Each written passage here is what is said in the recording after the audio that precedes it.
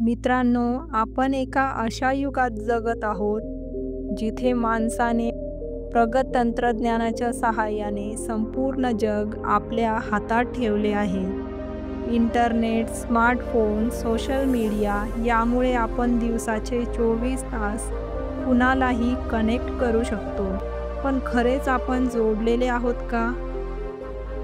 जगाशी जोडताना आपण आपल्या माणसांपासून, आपल्या अंतर्मनापासून आणि समजून घेणाऱ्या नात्यांपासून दूर गेलो आहोत. आजचा माणूस एका क्लिकवर जगाशी जोडला आहे. WhatsApp, Instagram, Facebook, Twitter आपण जिथेही वळतो तिथे कनेक्टिव्हिटी आहे. पण एक खोल प्रश्न विचारण्याची वेळ आली आहे. या सततच्या डिजिटल संपर्काने आपण खरंच एकमेकांशी जोडलेले आहोत का? वास्तविकता अशी आहे की या आभासी जगात आपण एकमेकांच्या खूप जवळ आहोत, पण मनाने खूप दूर. आपण फेसबुकवर हजारो फ्रेंड्स ठेवतो, पण मनातलं मोकळेपणाने सांगायला कुणीच नसतं. इंस्टाग्रामवर लाईक्स मिळतात, पण हृदयाच्या भावनांना स्पर्श करणारा संवाद हरवला आहे. व्हॉट्सअप ग्रुपवर मेसेजेसची भर आहे, पण घरात एकत्र बसून बोलणं दुर्मिळ झालं आहे. एका बाजूला आपण दररोज शेकडो स्टोरीज, पोस्ट शेअर करतो, वाढदिवसाच्या ऑटोमॅटिक शुभेच्छा पाठवतो, लाईक्स आणि कमेंट्ससाठी झटतो, पण दुसऱ्या बाजूला खऱ्या भावना व्यक्त करण्यासाठी वेळच नाही. मनातली गोष्ट बोलण्यासाठी कोणीच नाही, आणि जर कोणी बोललंच तर आपल्याकडे ऐकण्याचं संयमच नाही. मित्रांनो, माणूस कनेक्ट आहे पण मनाने डिस्कनेक्ट. पूर्वीचे संवाद हळूहळू मोनोलॉगमध्ये बदलले आहेत.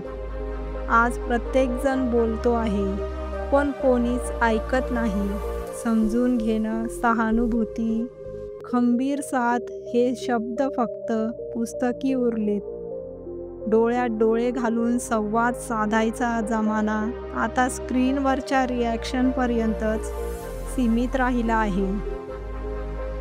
मुलं आई-वडिलांशी, पती-पत्नी एकमेकांशी, मित्र एकमेकांशी संपर्कात असले तरी नात्यांच्या मुळाशी संपर्क हरवला आहे.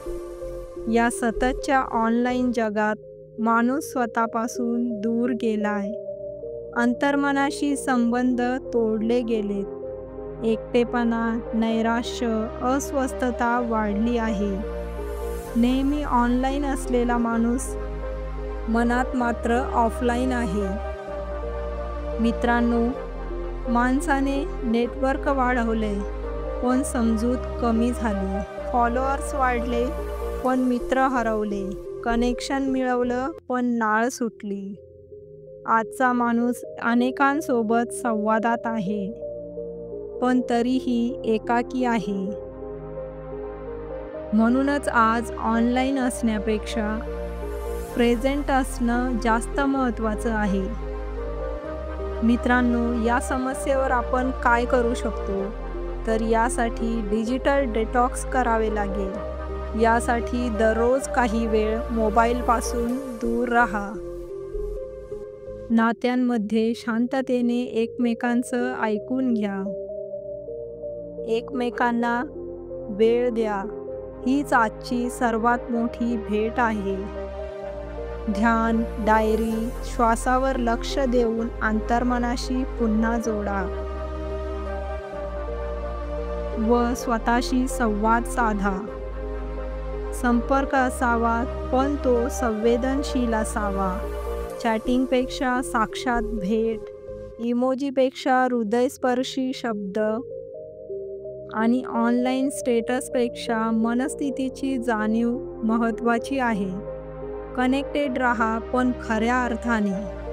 एखाद्याच्या डोळ्यात बघून त्याला ऐकणं हीच खरी नाळ आहे.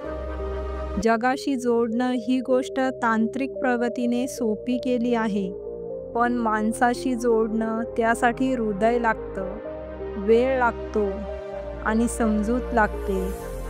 कनेक्ट होणं तात्पुरतं असू शकतं, पण समजून घेणं आणि सहवास जपणं हाच नात्यांचा खरा गाभा आहे.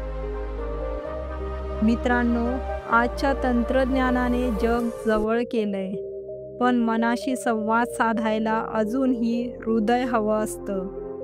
डिजिटल युगात माणूस कनेक्ट झाला, पण समजूतदार नात्यांपासून डिस्कनेक्ट झाला आहे. माणूस फोनवर रिचेबल आहे, पण भावनांनी टचेबल नाही.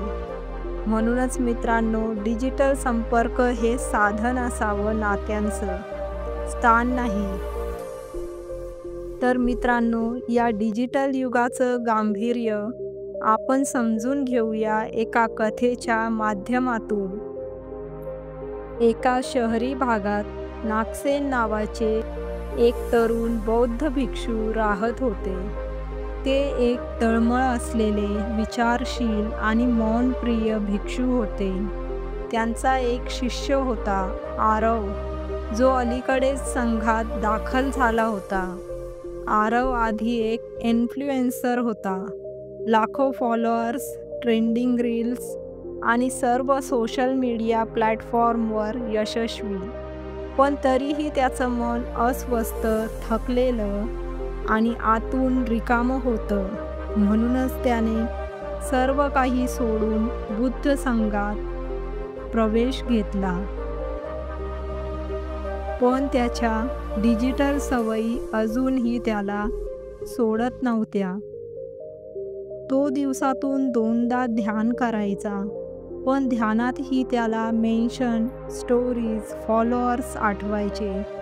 एक दिवस भिक्षू नागसेन त्याला विचारतात, "तू ध्यानात काय पाहतोस आरव?"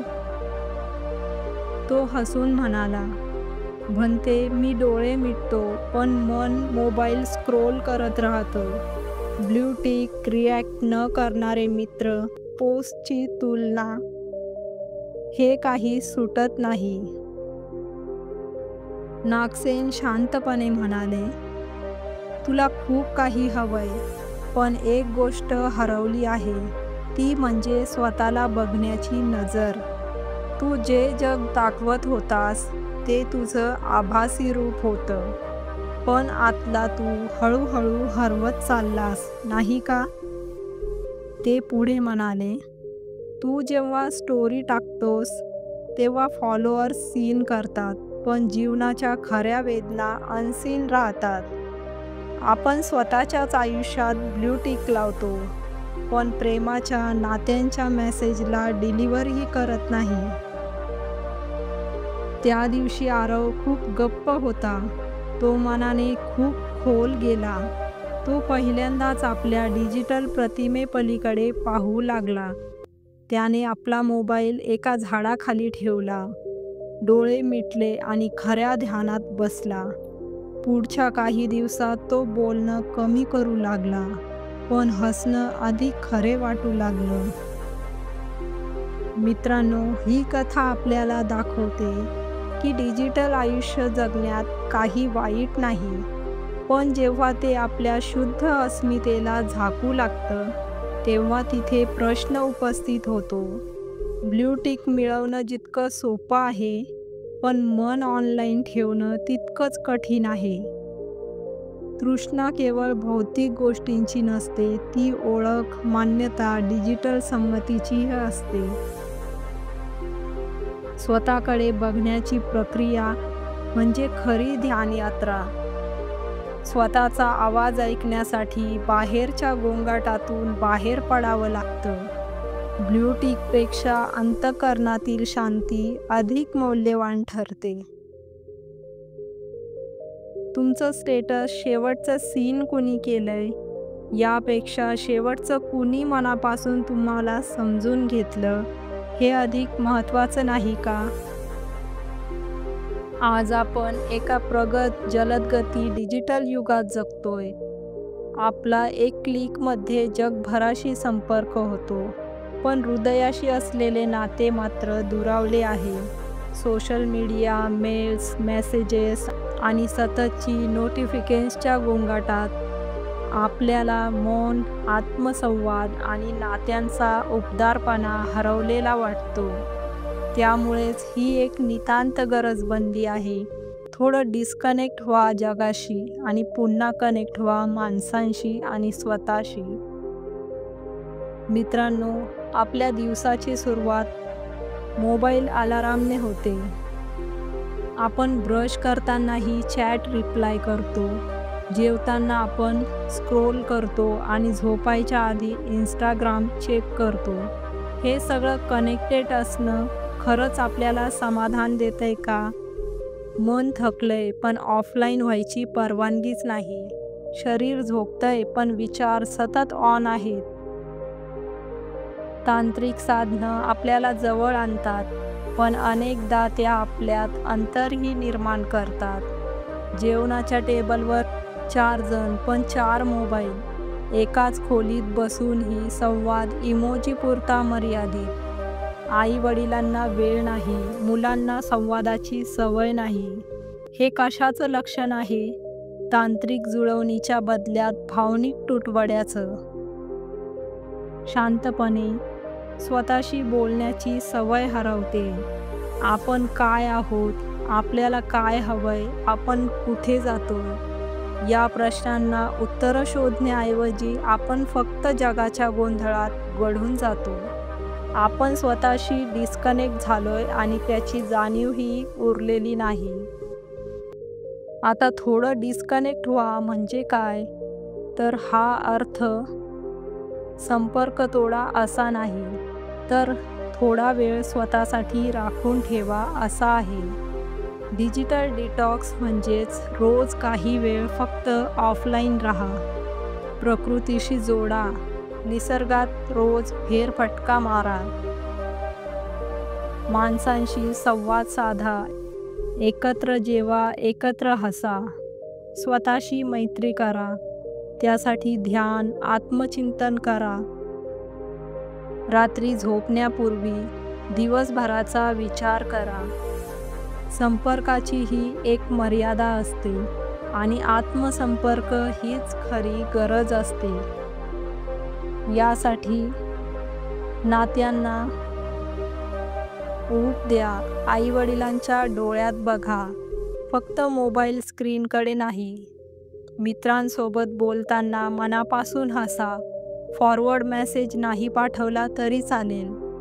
कोणीतरी थांबून तुम्हाला ऐकतंय ही भावना त्या व्यक्तीला द्या. माणसं अजूनही हक्काच्या शब्दांची वाट पाहत असतात, टेक्स्ट नाही. जगाशी सतत कनेक्टेड असणं तुम्हाला जगात गुंतवून ठेवू शकतं, पण स्वतःपासून तुम्हाला दूर नेऊ शकतं. म्हणूनच मित्रांनो, कधी-कधी थोडंसं डिस्कनेक्ट व्हा जगाशी.